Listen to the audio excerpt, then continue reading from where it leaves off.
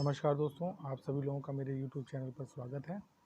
जैसा कि आप देख रहे हैं कि कोरोना की वजह से बहुत सारी दिक्कतें इस दुनिया में चल रही हैं और दुनिया में अब चीन को लेकर सभी लोगों ने घेराबंदी तेज़ कर दी है।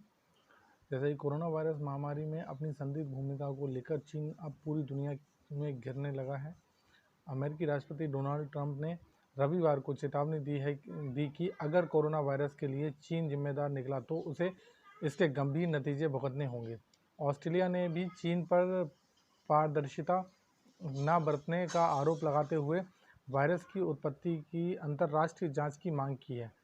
अमेरिकी सेना पर कोरोना वायरस की साजिश रचने के आरोप लगाने से पहले दुनिया के कई देशों को मेडिकल उपकरणों की आपूर्ति कर छवि सुधारने की कोशिश जैसे चीन के कई दांव उल्टे पड़ चुके हैं। कुछ विश्लेषज्ञों का कहना है कि कोरोना वायरस महामारी से निपटने में अमेरिका समेत पश्चिमी देशों की नाकामी चीन को दुनिया की अगुवाई करने का मौका देगी। वहीं कुछ विश्लेषक ये कहते हैं कि कोरोना वायरस संकट की वजह से चीन के प्रति दुनिया भर में अविश्वास पैदा होगा और उसके तमाम देशों के साथ संबंध कमज़ोर पड़ेंगे। कोरोना वायरस की उत्पत्ति और उसकी रोकथाम में चीन की भूमिका को लेकर तमाम देश सवाल खड़े कर रहे हैं। चीन में अब तक करीब 5,000 मौतें हुई हैं, वहीं अमेरिका में 40,000 से ज़्यादा मौतें लोगों की कोरोना की चपेट में आकर मौत हो चुकी है। इटली, स्पेन में भी मौतों का भयावह आंकड़ा है। अमेरिकी राष्ट्रपति समेत दुनिया के कई देश चीन के आंकड़ों पर भी शक जाहिर कर चुके हैं। ये संदेह तब और बढ़ गया जब चीन ने शुक्रवार को अचानक वुहान में कोरोना वायरस से मरने वालों की संख्या में 50% का इजाफा कर दिया। चीन ने कहा कि कुछ अस्पतालों में जल्दबाजी में मौतों का रिकॉर्ड ठीक से दर्ज नहीं किया गया था। अमेरिका के विदेश मंत्री माइक पोम्पियो ने फॉक्स न्यूज़ से बातचीत में कहा कि चीन के राष्ट्रपति शी जिनपिंग के नेतृत्व वाली सरकार को कोरोना वायरस महामारी के लिए जिम्मेदार ठहराया जाना चाहिए। पोम्पियो ने कहा कि चीन को दुनिया को बताना होगा कि इतनी तेज़ी से वायरस कैसे फैल गया। ABC टेलीविज़न से बातचीत में ऑस्ट्रेलिया की विदेश मंत्री मैरिस पाइन ने कहा है कि कोरोना वायरस के संदर्भ में चीन की पारदर्शिता को लेकर उसकी चिंता बहुत महत्वपूर्ण है। ऑस्ट्रेलिया वैश्विक महामारी को लेकर जांच चाहता है, जिसमें वुहान में कोरोना के पहले मामले आने के बाद चीन के एक्शन की भी जांच होनी चाहिए। अमेरिकी राष्ट्रपति डोनाल्ड ट्रंप का चीन पर हमला तेज होता जा रहा है और पेकिंग यूनिवर्सिटी के शोधकर्ता वांग जिसी ने एक इंटरव्यू में कहा है, 1970 में औपचारिक कूटनीतिक संबंध स्थापित होने के बाद से अमेरिका चीन के संबंध सबसे बुरे दौर में पहुंच गए हैं। दोनों देशों का व्यापारिक संबंध पहले से ही तनावपूर्ण चल रहे थे और अब इनके सुधरने की गुंजाइश भी खत्म होती नजर आ रही है। विदेश में भी एंटी चाइना सेंटीमेंट देखने को मिल रहे हैं। ब्रिटेन के विदेश मंत्री डायमिया राव ने कड़े शब्दों में कहा है कि चीन को बताना होगा कि कोरोना महामारी कैसे फैली और उसे रोकने की क्या कोशिश हुई। ब्रिटेन के कंजर्वेटिव पार्टी के नेताओं ने सरकार से चीन के प्रति सख्त रुख अपनाने के लिए कहा है। यहाँ तक कि ब्रिटेन की इंटेलिजेंस एजेंसी ने कहा है कि वह बीजिंग की तरफ से आने वाले किसी खतरे के प्रति ज़्यादा सतर्कता बरतेंगे। यूरोप और ऑस्ट्रेलिया की सरकारों ने आर्थिक संकट के बीच चीनी कंपनियों को देश की सस्ती संपत्तियां खरीदने से प्रतिबंधित कर दिया है। टोक्यो ने भी कई जापानी कंपनियों को चीन से बाहर अपनी सप्लाई चेन स्थापित करने के लिए 2.2 अरब डॉलर की आर्थिक मदद का ऐलान किया है।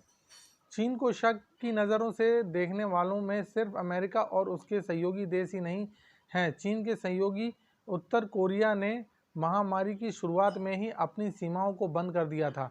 ऐसा करने वाला वह पहला देश था, जबकि चीन ने उस वक्त अंतर्राष्ट्रीय यात्राओं पर प्रतिबंध को लेकर कड़ा ऐतराज़ जताया था। रूस ने भी महामारी के शुरुआती दौर में ही उत्तर कोरिया की तरह चीन से लगी अपनी सीमाएं बंद कर दी थी। यहाँ तक कि ईरान के अधिकारी भी महामारी की जानकारी छिपाने को लेकर चीन की आलोचना कर चुके हैं। फ्रांस के राष्ट्रपति एमियानुएल मैक्रों ने रविवार को चीन की सरकार को लेकर कड़ी टिप्पणी की।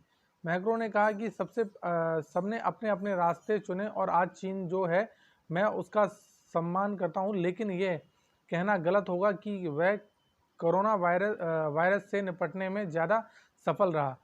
वह कई चीज़ें ऐसी हुई हैं जिसका हमें पता ही नहीं है।